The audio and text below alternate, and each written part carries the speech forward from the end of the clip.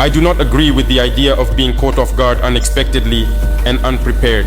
Do you agree with me? Why do we get caught off guard? It's because we let our guard down. Because we think that, well, we've worked here, it's going more or less fine, we're not focused anymore. But I urge you to never lose your focus and always stay attentive.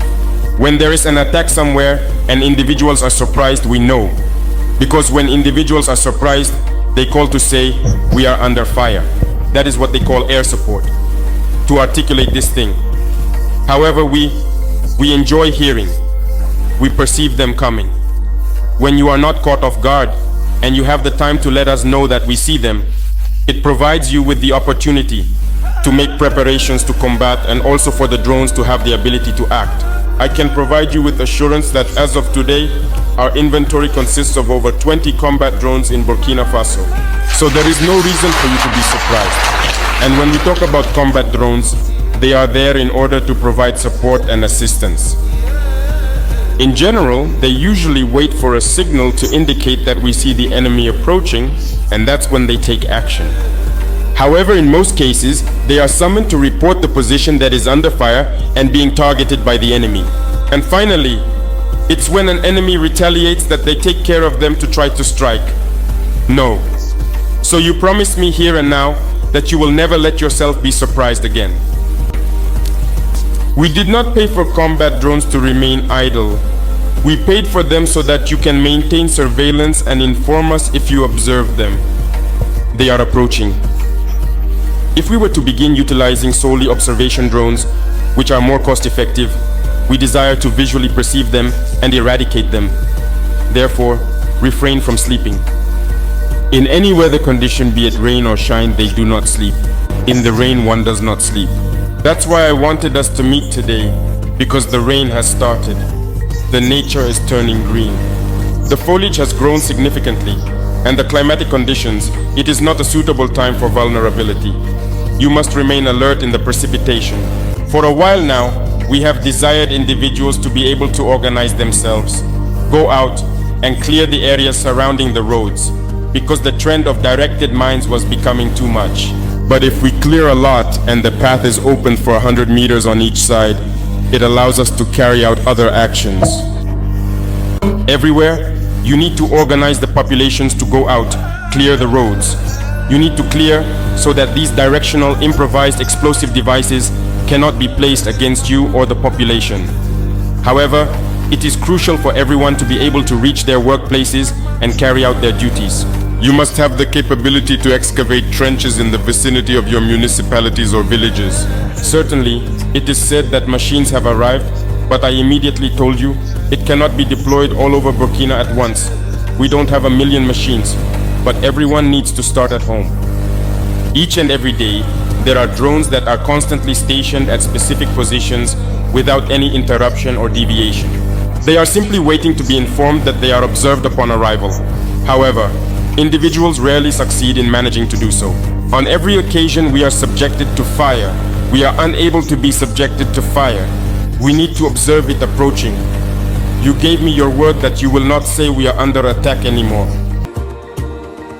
In the overall framework of our process, we have expressed our strong desire for Burkina Faso to be able to overcome this challenging situation of underdevelopment and to reach a level of development and prosperity that we have always dreamed of for this country in order to improve the lives of its people. In order to achieve this, we have undertaken multiple initiatives in agriculture, industry, agri-food and energy, which present significant challenges for us. These initiatives are currently being addressed in various sectors of activity, including infrastructure, as well as the aspect of food distribution systems, FDS. Our efforts in these areas are aimed at ensuring progress and development in our society. During the initial phase, in terms of your perspective, it was necessary to reflect on the issue of logistics, armament, vehicles, and all other factors that come into play in the subsequent stages of the process. What is presently improving gradually, and we will persist in this direction to empower you to carry on the noble fight for this homeland and make steady progress towards achieving our goals. But in addition to all this, we have realized one thing. For the nation to exist, endure, and develop, you all need to be strong. And being strong is not just about the logistical plan, but also the psychological plan. There is this family stability that every fighter needs when they are on the battlefield. We have all been in the field.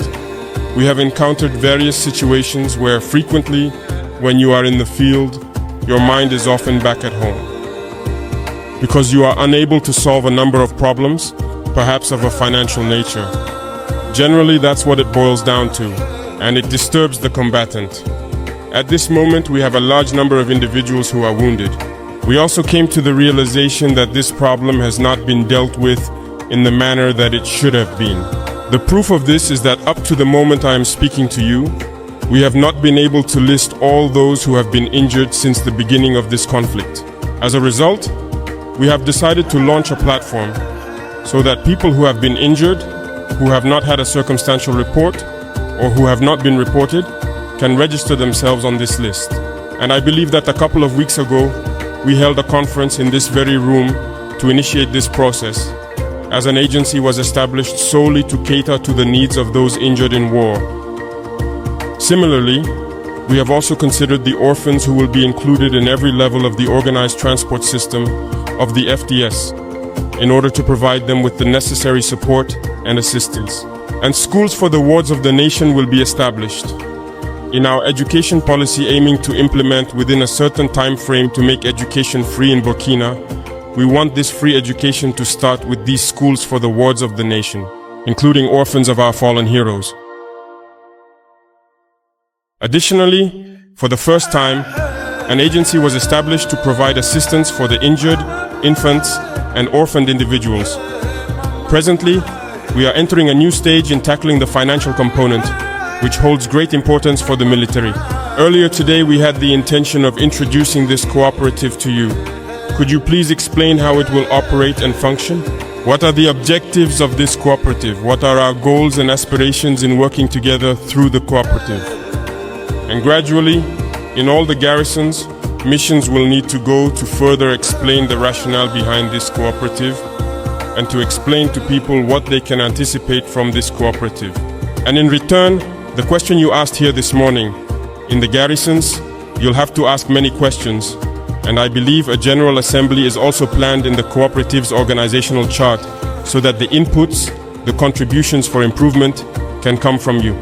We desire for you to have the capability to save at a significantly higher rate and possess rather specific savings, each in accordance with their individual preferences and the products that will be provided. When the military personnel encounters issues or difficulties after their initial loans, it becomes a long-term problem because the pay is not sufficient to adequately address and resolve these challenges. It is not possible for it to be proportional to the expenses, and I believe that the elders have thought about it very well by introducing, I think it has been since the 1980s, the fact that the FDS is able to engage in areas such as agriculture and livestock. So, how do we go about undertaking? That's the second equation. Here too, the cooperative must be able to respond, to enable you to invest in this field, because it is not prohibited. Today, we have launched the in-person initiative for food self-sufficiency. We have started the agricultural offensive, and in this initiative, the military are involved, and I believe that many of you have seen fields developing in their barracks, in their garrison, this season. I think that in Ouagadougou, here in Dédougou, Kayat and Kodou all over, large boreholes have been drilled and the military will be trained in agriculture, livestock farming, in quite specific areas. For this particular season, it must be stated that these tractors will be utilized in order to plow the land without any charge. We initiated 2 significant operations in the previous year, namely the agro-pastoral offensive and the presidential initiative for achieving food self-sufficiency.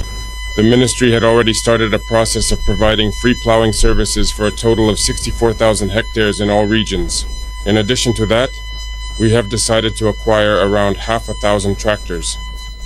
For this season, it must be said that these tractors will be used to plow the land for free for this upcoming rainy season.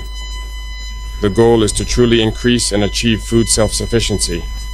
What may need to be clarified is to urge the youth to quickly clear the fields, as there are focal points in each province appointed by the governor, in addition to assigning missions at the regional level. Contact us when you have large areas that require attention. Otherwise, you should join a cooperative to have large areas, and these tractors are here to plow the fields for free this year,